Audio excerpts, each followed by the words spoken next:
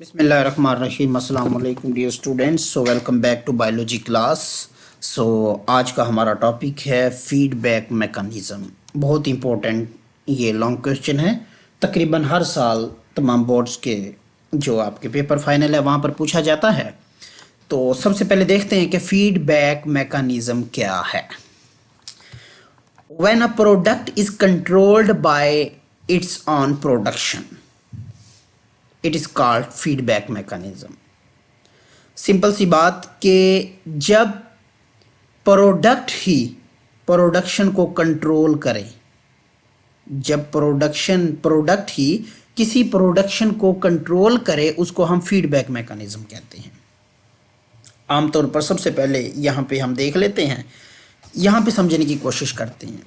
यानी हर चीज़ का बॉडी में एक ख़ास लेवल होता है, उस लेवल से ना नीचे जाए तब भी नुकसान है और ऊपर जाए तब भी नुकसान है। आमतौर पे यहाँ पर समझाने के लिए मैंने कुछ एक तस्वीर ऐड की है। हमारे घरों में गीज़र है पानी के लिए। सपोज़ कीजिएगा कि ये मेरे पास एक गीज़र है, इसके अंदर पानी है, यहाँ पे थर्मोस्टेट लगा हुआ है जो कि कंट्रोल कर रहा है। अब मैंने यहाँ पे टेम्परेचर सेट किया है कि पानी गर्म होना चाहिए 35 सेंटीग्रेड तक। नीचे से मैं हीट देता जा रहा हूँ।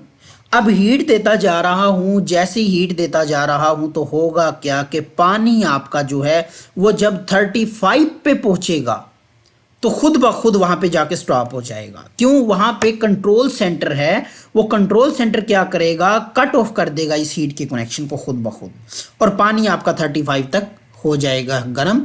और इससे ज़्यादा अगर गर्म होगा तो वो नुकसानदायक होगा। कंट्रोल सेंटर का मतलब ही ये है, कंट्रोल सेंटर का मतलब ही ये है डी स्टूडेंट कि जितना हमें चीज़, जो प्रोडक्ट जितनी चाहिए थी उतनी मिल गई। यहाँ पे 35 तक टेम्परेचर चाहिए था, 35 तक मिल गई, और यहाँ पे कंट्रोल सेंटर था, उसने कंट्रोल कर ली। यहाँ पे देखिए, सपोज कीजिएगा कि ये एक नॉर्मल पॉइंट है। सपोज कीजिए मैं कहता हूँ कोई भी मुझे चीज़ चाहिए वो इस नॉर्मल पॉइंट तक चाहिए। अगर वो नॉर्मल पॉइंट से ज़्यादा होगी तब भी नुकसानदा होगी, इस नॉर्मल पॉइंट से कम होगी तब भी नुकसानदा होगी। इस नॉर्मल पॉइंट, इस ऊपर जो जा रही है चीज़ इंक्रीज कर रही है, इसको डिक्रीज करके नॉर्मल पॉइंट पे लाना। ये जो डिक्रीज हो रही है इसको इंक्रीज करके नॉर्मल पॉइंट पे लाना, इसको हम कहते हैं फीडबैक मैकेनिज्म।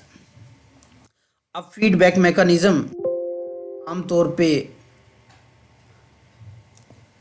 यहाँ पे देखते हैं फीडबैक मैकेनिज्म में नेगेटिव और पॉजिटिव फीडबैक मैकेनिज्म क्या होता है। सिंपल वर्डिंग में सबसे पहले समझने की कोशिश करेंगे हम। नेगेटिव फीडबैक मैकेनिज्म क्या है? When a product decrease its own production. मैं कहता हूँ ये मेरे पास ए क्या है, रिएक्टेंट है, ए रिएक्टेंट है, बी क्या है, प्रोडक्ट है, बी क्या है, प्रोडक्ट है। ये प्रोडक्ट खुद ब प्रोडक्ट अब कितनी बननी थी वो बन गई है। अब ये प्रोडक्ट खुद ब खुद आके इसको कहे बस भाई अब मजीद प्रोडक्शन को रोक दिया जाए। कौन कह रहा है? बी कह रहा है। यानी प्रोडक्ट कह रहा है किसको? यहां पे आके कि भाई मजीद प्रोडक्शन मेरी रोक दी जाए। When a product decrease its own production, यानी ये रिएक्टेंट है, ये बाद में प्रोडक्शन मिली है। अब ये प्रोडक्शन आके खुद ब खुद कहती है इसको कि भाई बस जितना पैदा होना था हो गया, मजीद अब पैदा नहीं होना। इस मैकेनिज्म को कहते हैं नेगेटिव फीडबैक मैकेनिज्म। अब यहाँ पे भी देख सकते हैं ये एक नॉर्मल पॉइंट था, कोई भी चीज़ इस नॉर्मल पॉइंट तक बननी थी। अब जब इससे ज़्यादा बन गई तो क्या होगा? ये प्रोडक्ट बन गई, ये प्रोडक्ट खुद ब खुद आ जाएगी। प्रोडक्ट को बन रही है, इसको कम करना है, नीचे लेके आना है। कहाँ तक लेके आना है? नॉर्मल पॉइंट पर लेके आना है। उसको हम कहते हैं negative feedback mechanism. Positive feedback mechanism क्या है? ए इधर है और बी इधर है, ए से बी बनना, लेकिन बी खुद ब खुद जाके ए को कह रहा भाई प्रोडक्शन और आनी चाहिए। ये देखो, ये प्रोडक्शन थी, हमारे पास पॉजिटिव फीड है, ये प्रोडक्शन थी, लेकिन प्रोडक्शन में क्या हुआ, यहां तक प्रोडक्शन होनी थी लेकिन प्रोडक्शन कम हुई है। अभी ये खुद ब खुद जो प्रोडक्ट है इसको जाके कह रही कि इसको दोबारा मजीद पैदा करें। यानी ज्यादा पैदा होना उसको कम करना, नॉर्मल पॉइंट पे ले आना, नेगेटिव फीडबैक मैकेनिज्म।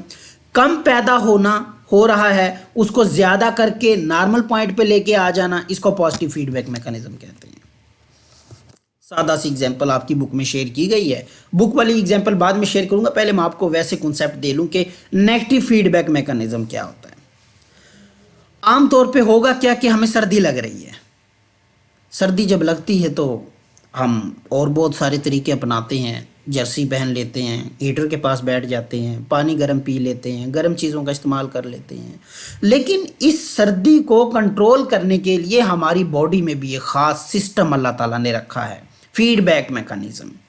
अब होगा क्या कि सर्दी लग रही है, ये सर्दी का स्टिमुलस जो है इसको डिटेक्ट करेगा आपकी ब्रेन में मौजूद एक कंट्रोल सेंटर, जिसको हमने कहा हाइपोथैलेमस। ये बहुत सेंसिटिव होता है, फौरी तौर पर चीज़ों को डिटेक्ट कर लेता है।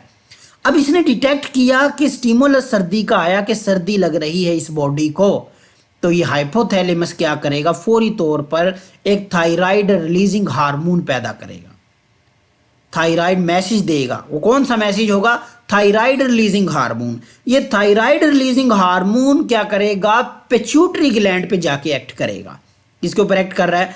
अब ये मैसेज जो है, जिसको हमने थायराइड रिलीजिंग हार्मोन कहा, इसने आके एंटीरियर यानी पिट्यूटरी ग्लैंड पे ऊपर आके एक्ट किया। अब पिट्यूटरी ग्लैंड के ऊपर एक्ट किया, पिट्यूटरी ग्लैंड ने क्या पैदा किया, TSH। हमने लास्ट लेक्चर में भी पढ़ा ये, जब पिट्यूटरी ग्लैंड को डिस्कस किया।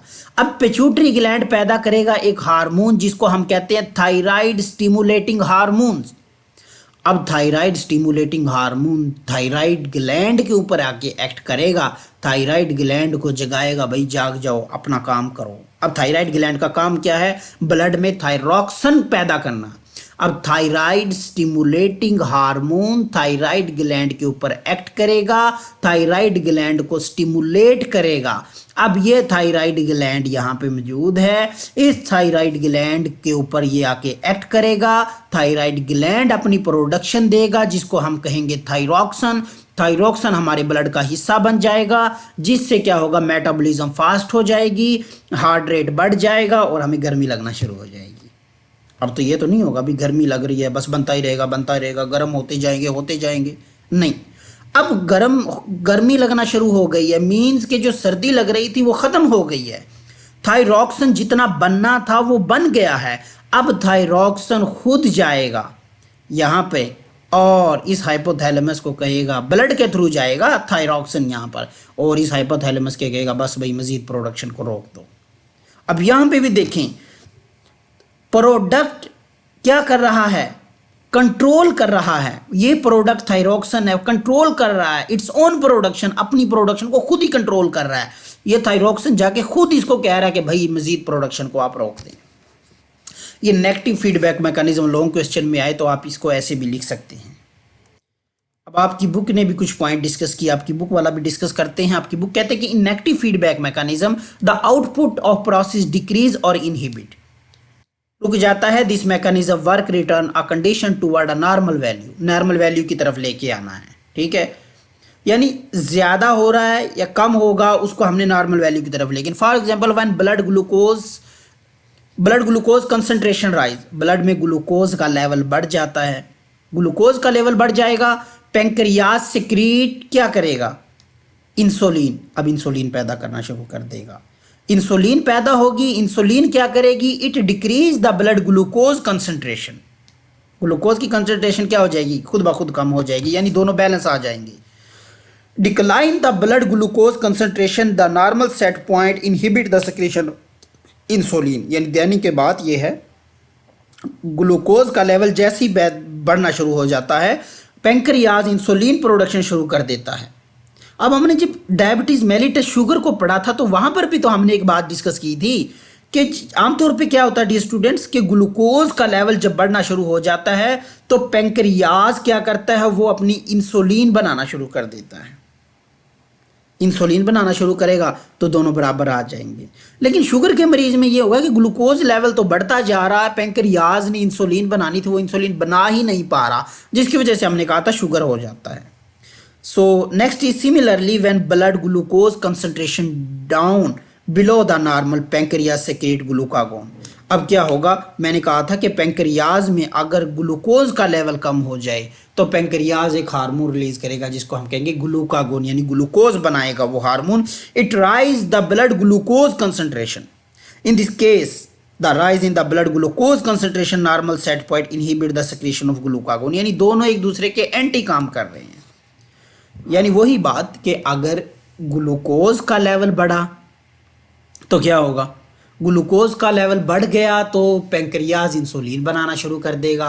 अगर ग्लूकोज का लेवल कम होता है तो पैंक्रियाज ग्लूकागोन हार्मोन बनाएगा ताकि वो ग्लूकोज पैदा करे।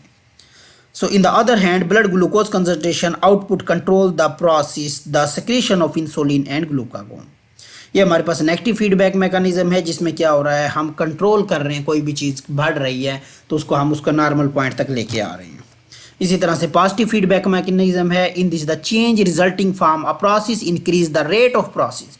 For example, sucking action of an infant stimulate the production of hormone in the mother, कि जैसे जैसे क्या होगा कि ये प्रोडक्शन जो सकलिंग का प्रोसेस होगा जितना ज़्यादा से ज़्यादा होगा उतना हार्मोन जो होगा वो ज़्यादा से ज़्यादा प्रोडक्शन होगी, और this hormone work for the production और मिल्क, और वो हार्मोन जो प्रोडक्शन होगी वो हार्मोन क्या करेगा, मिल्क प्रोडक्शन में मदद करेगा। So the more suckling lead to the more hormone, ज़्यादा से ज़्यादा सकलिंग होगी, ज़्यादा से ज़्यादा हार्मोन प्रोड्यूस होगा, उसके नतीजे में क्या होगा, ज़्यादा से ज़्यादा हमारे पास क्या होगा, वो प्रोड्यूस होगा, मिल्क प्रोडक्शन होगी। ये हमारे पास था पॉजिटिव फीडबैक मैकेनिज्म। तो स्टूडेंट आपको ये तमाम चीज़ें क्लियर होंगी। अगर कोई भी क्वेश्चन हो तो आप कमेंट सेक्शन में जाके क्वेश्चन कर सकते हैं। आखिर में दुआ गो हूँ कि अल्लाह ताला मेरा और आपका हामी नासिर हो। अस्सलाम वालेकुम।